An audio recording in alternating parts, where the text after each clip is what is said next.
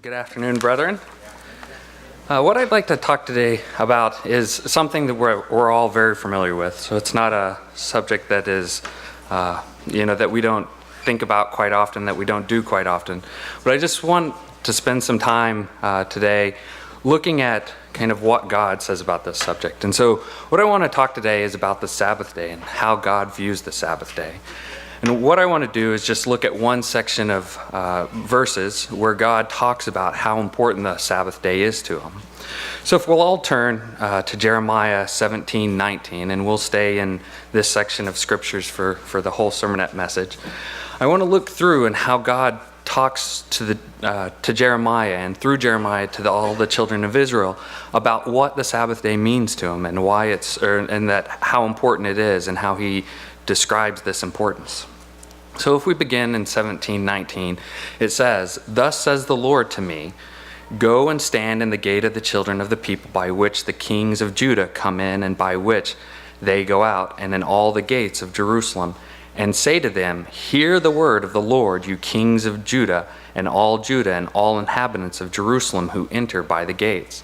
Right? So here we see the Lord is emphasizing what he's about to say through Jeremiah to all the children of Israel is something that they need to hear, something that they hadn't been following, something that they hadn't been doing, but was a very important to God and was going to be very important to Jerusalem and to all of Judah if they wanted to change what was about to happen to them.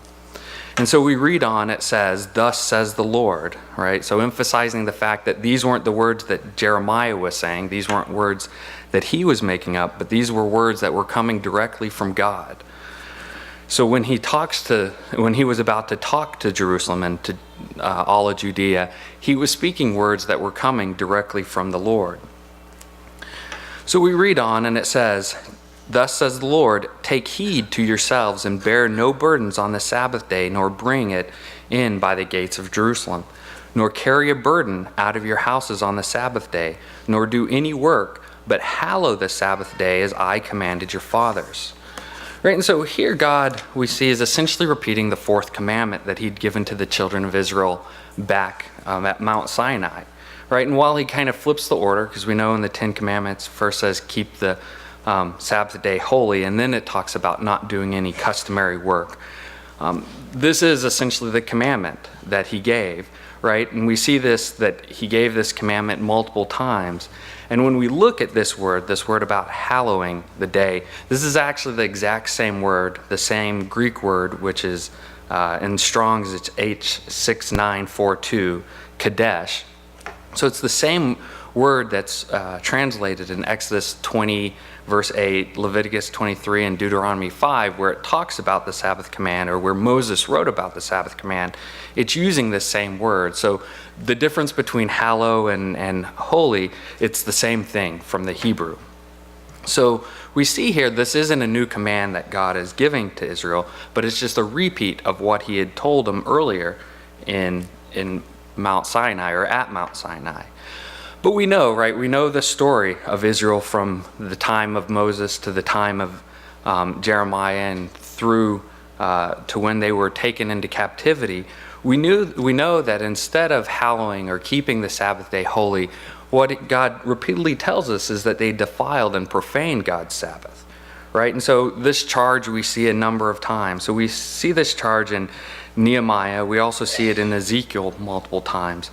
And especially in Ezekiel 20, for instance, God lays this out as one of the two major sins that is going to lead to the captivity of Israel, right? So profaning the Sabbath and idolatry were these kind of two major sins. And we also know in Ezekiel 20 that it talks about the Sabbath day as a sign, right? This is a verse we're all very familiar with, but it's a sign between God and the children of Israel, and it's a sign between God and his people today.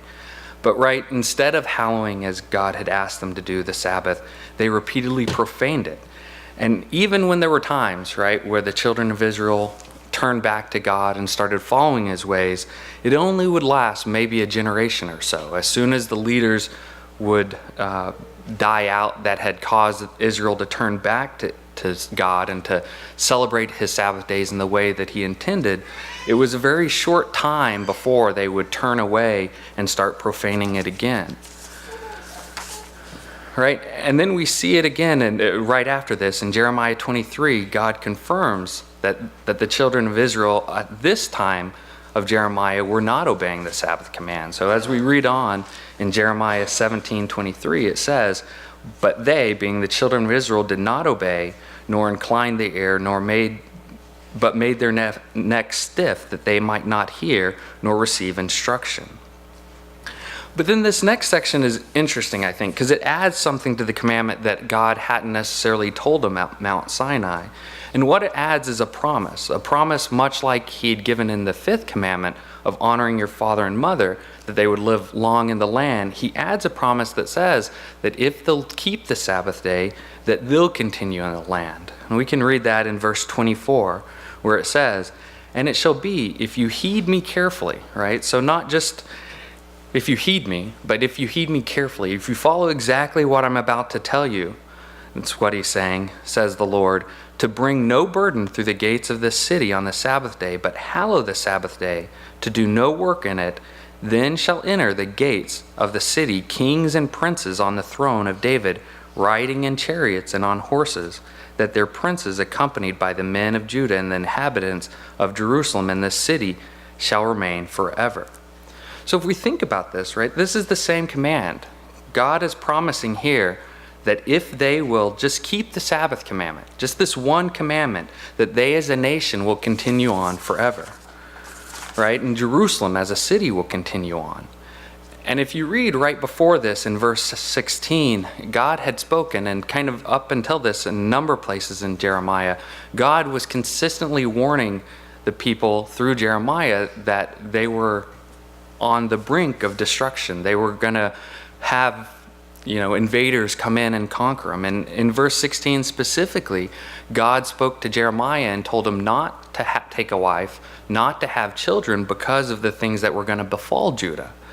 But here, right after that warning, what God is saying is that if they'll only keep this one commandment, then he would stay his hand, right? He wouldn't allow those things that he had talked about, the people dying, the massacres that were going to happen. He wouldn't allow that to happen, right? And that he was kind of, as Jonah had accused him, he would be slow to anger and abundant in loving kindnesses, right? He would be merciful to the children of Israel if only they would turn back and follow this one commandment.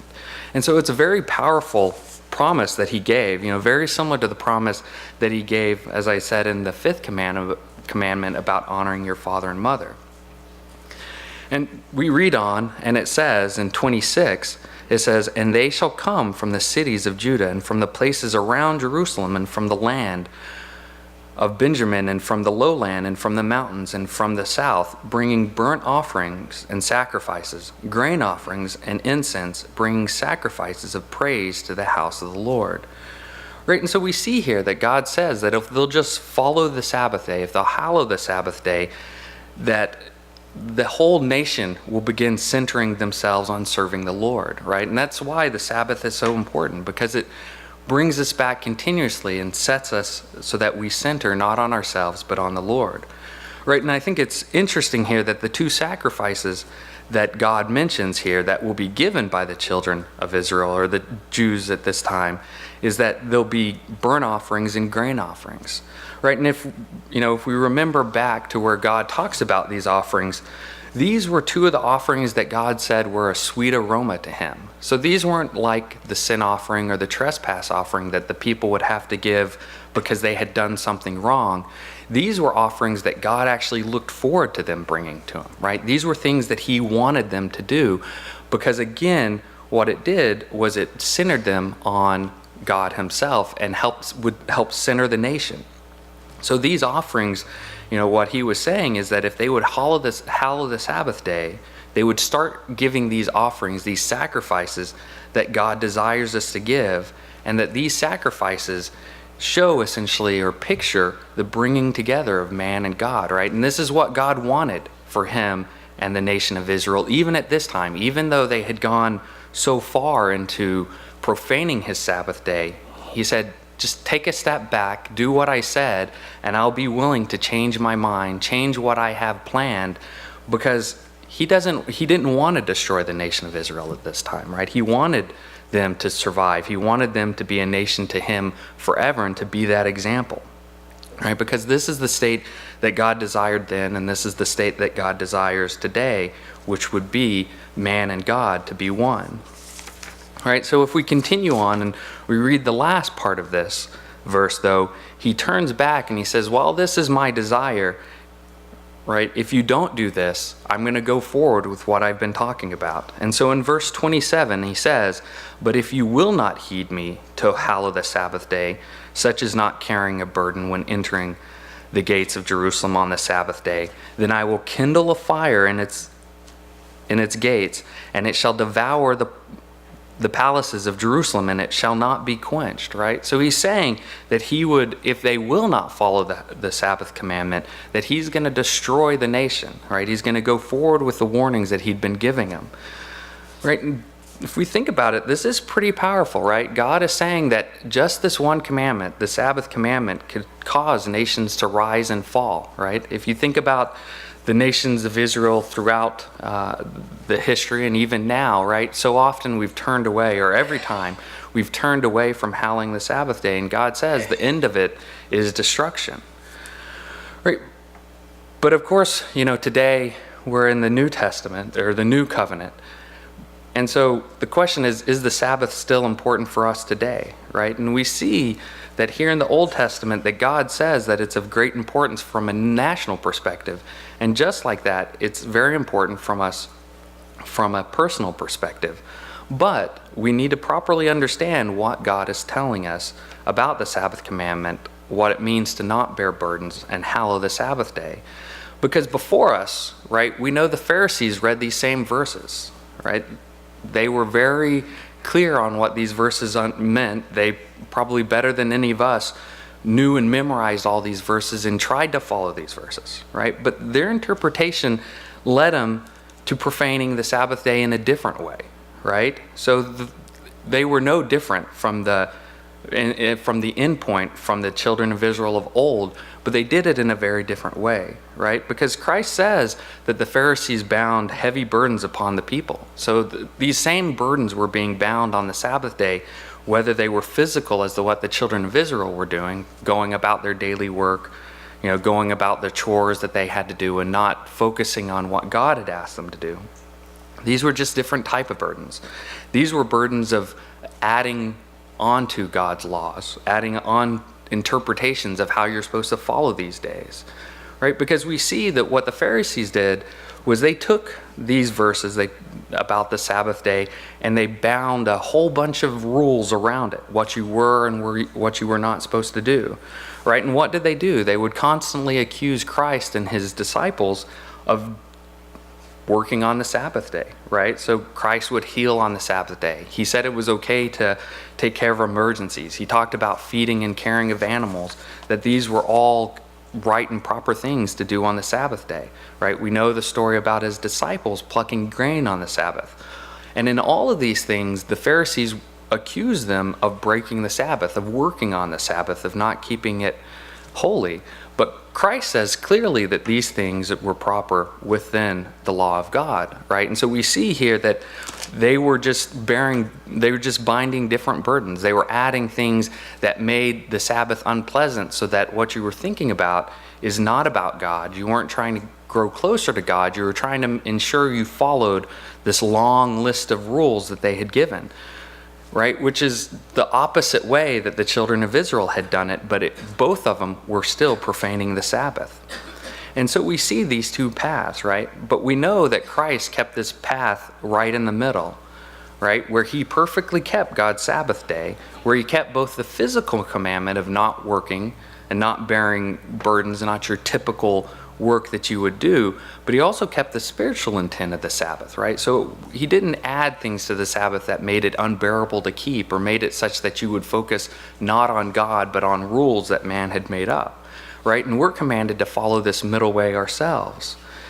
And so, brethren, when we think about the Sabbath day, right, if we think about it, essentially what God's asking us to do is to set aside 1/7 of our life, right? A lot like he talks about for tithing, setting aside 1/10 of our physical increase, but setting aside this 1/7 of our life to be dedicated to him, right? To do the things that he asked us to do on the Sabbath day, to worship him, right? To remember that he is the creator of all things, to learn his way of life, right? And to grow closer together as a family, the family that he's brought together into his church.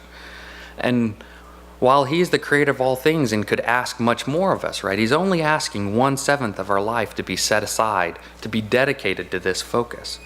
But as part of that, as we dedicate this 1/7 of our life to his way that he wants us to set aside, what it does is it branches out, just like he said that in Israel, if they would follow the Sabbath day, that it would branch out to all of Judah and they would come back and follow his ways. The Sabbath is the way that God gives us to center ourselves onto him, to make sure that it spreads out in our whole life so that we're not just following his ways this 1/7 or this 1 day out of 7, but all 7 days. It helps us to have a different focus, to continuously reset our focus to be on him instead of our needs, right? He talks about set aside the work that you do and instead focus on me. So brethren, this is how we can hallow the Sabbath day today and forever.